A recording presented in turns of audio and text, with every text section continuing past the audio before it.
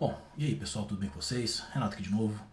E hoje eu quero trazer um vídeo que eu acho muito importante para o que está acontecendo agora no momento, que algumas coisas estão passando despercebidas, estão ficando mal explicadas, algumas notícias estão chegando meio trucadas aqui no Brasil. E ontem especialmente foi um dia que o Bernardo fez um vídeo, o Nando Moura fez um vídeo, falando sobre a possibilidade deles saírem da plataforma do YouTube, falando que eles estão sofrendo algum tipo de revés ali, que o YouTube não está permitindo que eles falem, não está permitindo que o vídeo deles tenha o mesmo alcance que outros vídeos tenham. E assim, apesar de eles falarem algo que todo mundo já reconhece como verdade, que sim, realmente o pensamento conservador no Brasil ele é coibido, ele tem sido assim, tentando sufocar a voz, essas novas vozes que estão aparecendo agora na política e no pensamento conservador. Mas é só falar isso sem apresentar nenhum fato, sem apresentar nada que corrobore essa sua narrativa, falar esse tipo de coisa, apresentando somente a evidência anedótica, que é o que eles falam, porque isso está acontecendo comigo, então está acontecendo comigo é verdade. A gente não pode lidar com isso. Quando eu criei meu canal e logo depois da eleição, eu sofri um tremendo strike do YouTube, eu perdi mais de 4 mil inscritos. Vou colocar uma imagem na tela mostrando para vocês o gráfico do próprio YouTube. O YouTube tirou em um dia 4 mil inscritos do meu canal e o meu canal tá aí, sofreu um D-Rank que chama, né? Caiu o ranqueamento do meu canal, então os meus vídeos eles não são sugeridos, meus vídeos eles não aparecem sugestão para nenhum outro lugar e eu fico aqui nesse meio que limbo, entendeu? Do YouTube, mas eu continuo fazendo o que eu faço mais por descargo de consciência, mais para saber que a minha parte pelo menos eu fiz. E o que eu quero trazer para vocês hoje são fatos que comprovam essa narrativa. Entendeu? Fatos que comprovam essa narrativa de que sim, o pensamento conservador, a direita, ela está sendo sufocada, elas estão tentando suplantar a direita de qualquer maneira e não é só no Brasil, isso é no mundo inteiro. Muita gente esquece que o Brasil ele importa tudo de fora. O Brasil dificilmente tem alguma coisa que acontece que é originalmente do Brasil, algum problema que é só do Brasil.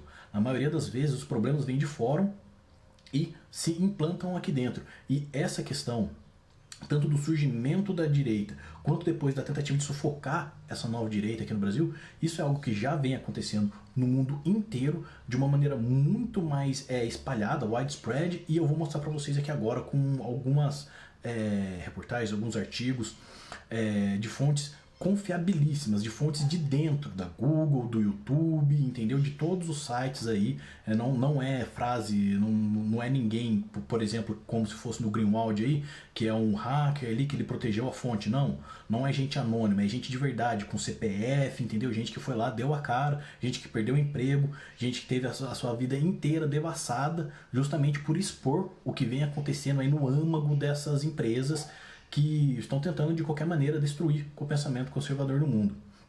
A primeira notícia que eu quero mostrar para vocês foi uma notícia que o Bernardo mostrou no filme dele, falando aqui do The New York Times, falando de como o YouTube radicalizou o Brasil. E deu falando sobre o algoritmo do YouTube, que quando você clica em um vídeo, logo logo você é enviado para outro vídeo. E isso vai colocando você cada vez mais dentro de uma bolha. Isso vai afastando você de um campo ali de discussão equilibrado, sabe? Se você é um cara da esquerda, você vai indo mais para a esquerda. Se você é um cara da direita, você vai indo mais para a direita. E assim sucessivamente. Mas eles falam que aqui no Brasil é endêmico da direita. É endêmico da direita. Que a direita ela consegue fazer mais isso, que a direita consegue fazer mais aquilo. E assim, existe nesse artigo duas coisas muito importantes. A primeira é a burrice intelectual, ali, a falsidade intelectual da pessoa que escreveu, que a pessoa é burra o suficiente para ela simplesmente não conseguir olhar assim, quantos inscritos o Nando Moura tem, quantos inscritos o Bernardo Kisser tem, quantos inscritos o canal Terça Livre tem. Agora vamos comparar com a esquerda. Quantos inscritos o Clayson tem?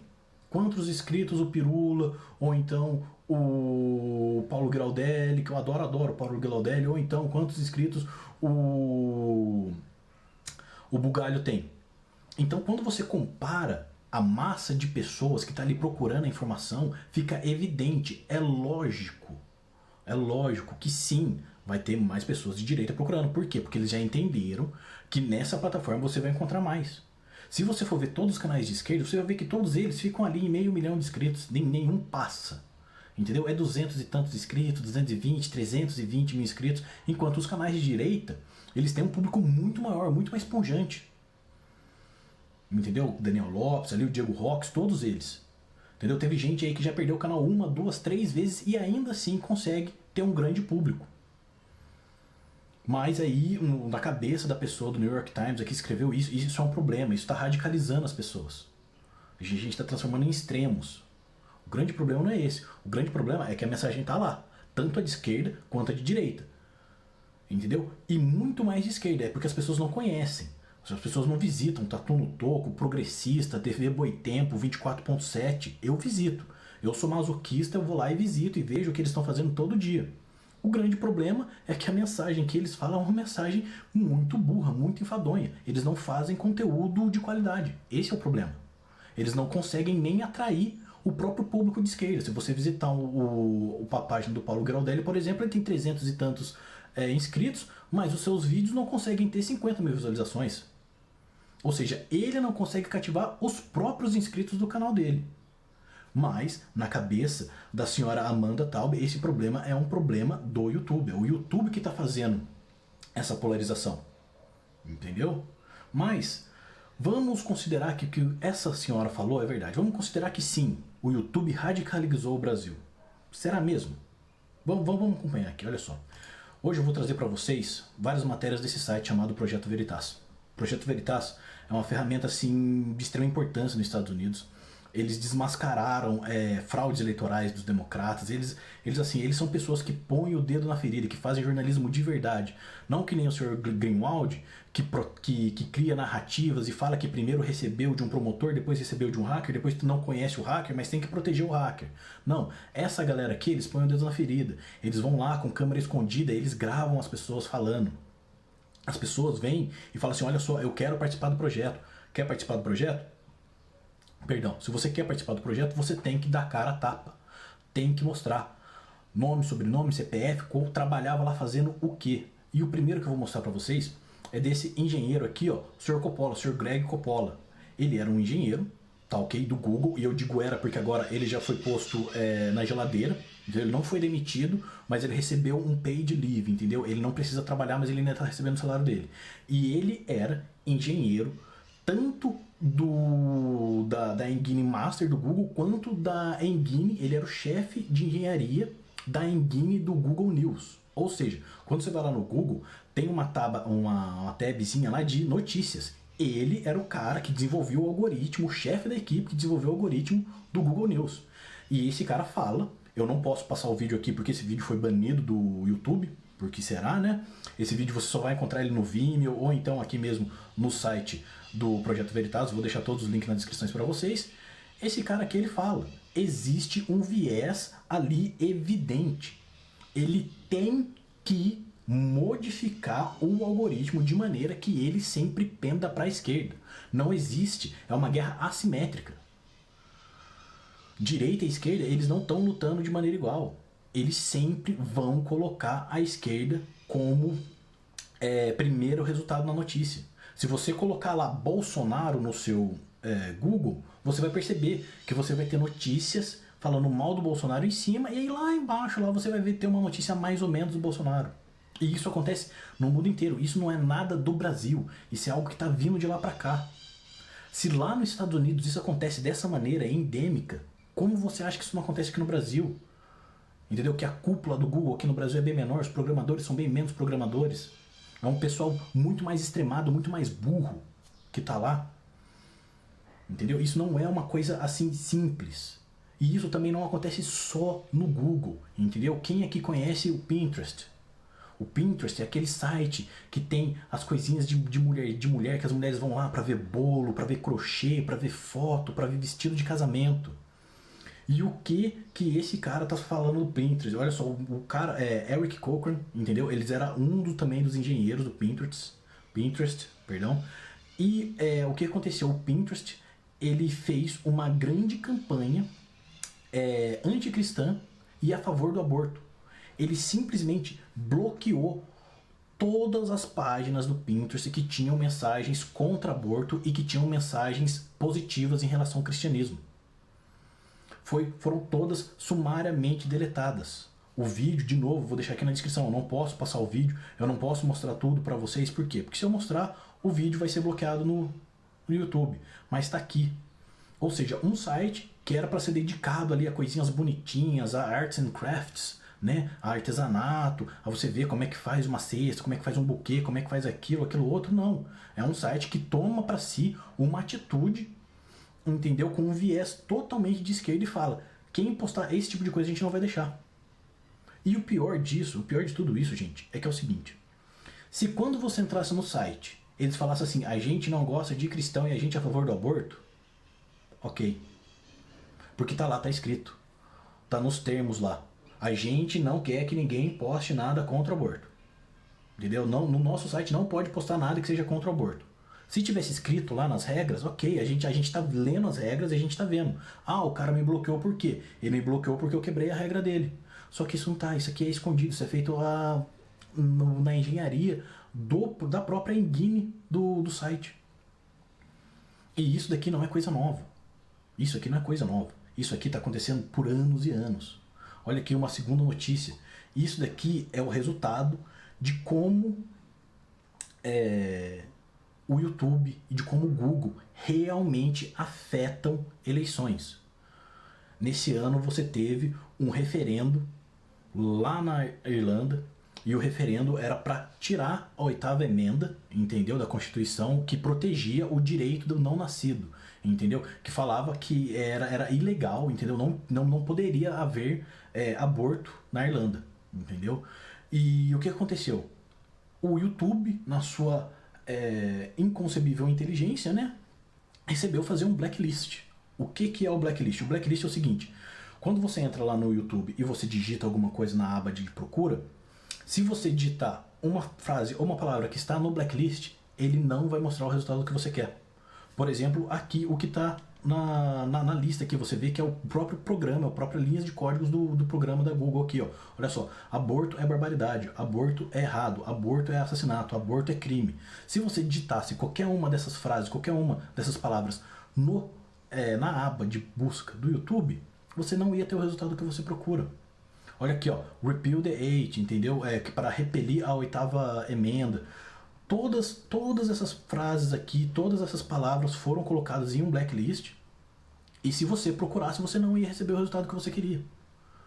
Então você tem aqui uma prova real do YouTube organizando ali, restringindo o seu acesso à informação.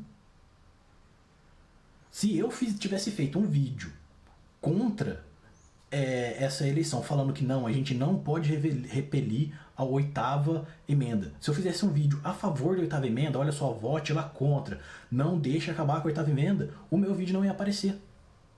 Ele simplesmente não ia aparecer, ele ia ficar ali obscuro. Entendeu? E aí você fala assim, ah, Renato, mas isso aconteceu, e daí? E daí o que aconteceu foi isso. A emenda foi passada. Eles aboliram a 8ª emenda da Constituição irlandesa e agora o aborto não é legal, mas também não é ilegal, entendeu? É uma situação de um limbo. Agora, para eles aprovarem o aborto, para eles transformar o aborto em algo legal, vai ficar muito mais fácil. Entendeu? E é isso daqui que o Google consegue fazer. É assim que o Google consegue trabalhar, é assim que o YouTube consegue trabalhar. Assim, a coisa mais incrível do mundo é que eles falam que na verdade é a direita que está radicalizando todo mundo. Não, é a direita. É a direita malvada que está radicalizando todo mundo. Olha só essa próxima notícia aqui. Um e-mail que foi enviado para toda a cúpula do Google, entendeu? Falou que o Prager University, que é um canal conservador, o Jordan Peterson, que eu tenho um livro dele aqui atrás, aqui, entendeu? E o Ben Shapiro são nazistas. Olha aqui, olha só. Se você entender que o PragerU, Jordan Peterson e todos os outros são nazistas utilizando palavras-chave.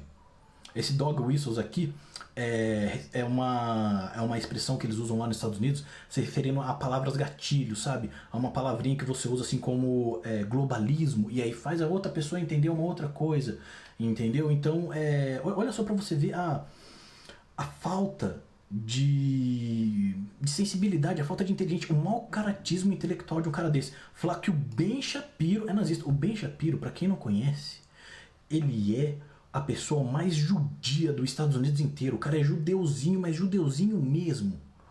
Entendeu? Ele é um tremendo de um jornalista, tem um programa muito bacana, entendeu? Que eu assisto diariamente, o programa do Ben Shapiro. É um cara, assim, implacável com a verdade. É uma pessoa... É muito bacana ver os debates do Ben Shapiro e os debates do Jordan Peterson. São pessoas de uma integridade intelectual e de uma imensidão intelectual, sabe? São gigantes da retórica. E o cara fala que o Ben Shapiro é um nazista. Que mundo é esse que você vai falar que um judeu é nazista? É a mesma coisa que chamar o Bolsonaro de nazista, como o pessoal faz aqui no Brasil. Pô, o Bolsonaro, só o que falta só é querer anexar Israel, pô. Fala, não, Israel agora é nosso também. Pô. E, sabe, e esse tipo de coisa acontece. As pessoas não veem, não percebem, ou então se percebem, sei lá, ignoram. Eu não entendo. Entendeu? Outra mensagem aqui, olha só. Um funcionário do Google estava lá participando de uma reunião que tem no começo do ano, e ele filmou essa reunião, e eu tenho aqui trechos de vários do CEO da Google e de outras pessoas que estão lá na parte estratégica da Google falando sobre a eleição do Trump.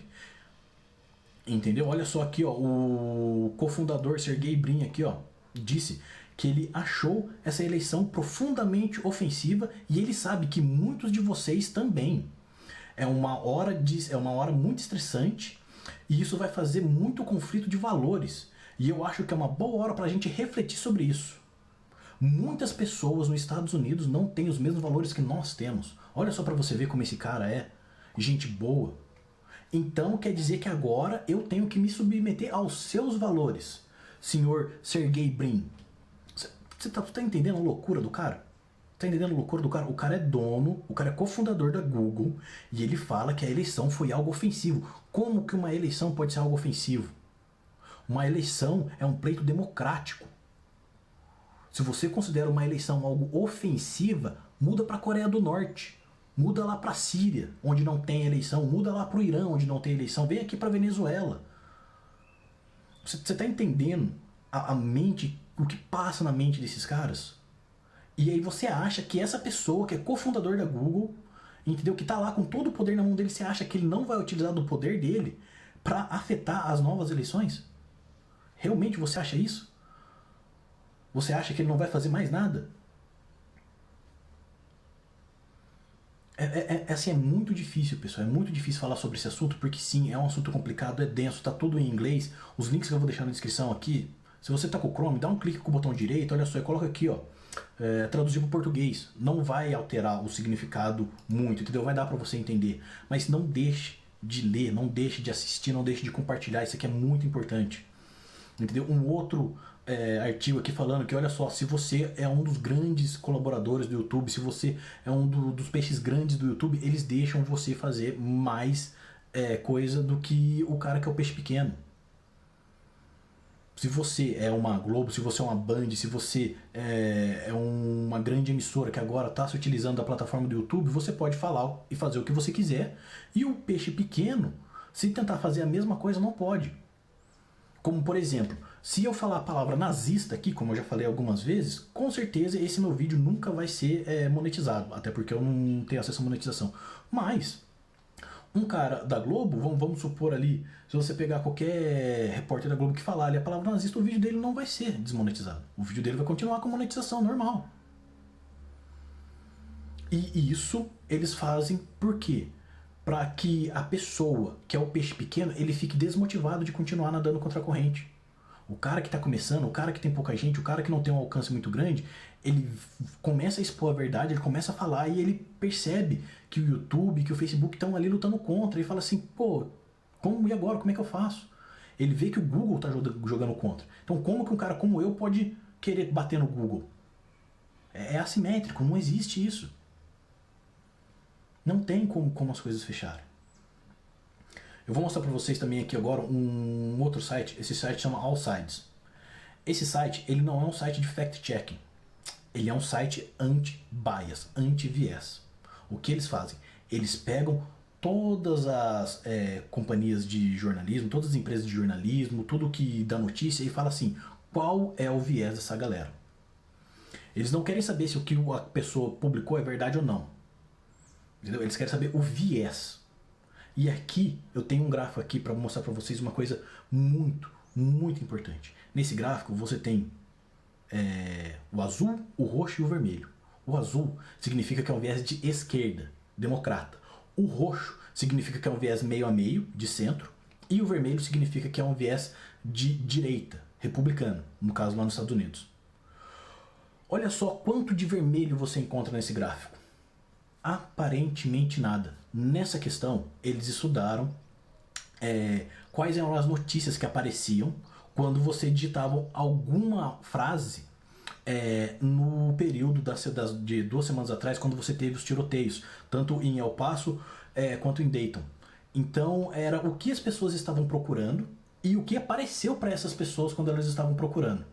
E olha só para você ver. Se você, naquela semana, digitasse a palavra Trump, você ia ter mais de 55% de notícias da esquerda e apenas 30% de notícias da direita.